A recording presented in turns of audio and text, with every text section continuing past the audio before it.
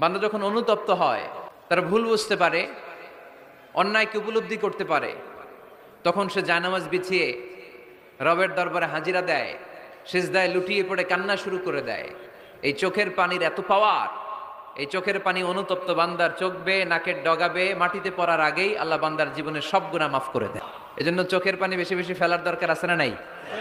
আমাদের হৃদয়টা অনেকের বড় শক্ত, চোখ দিয়ে পানি নামে না।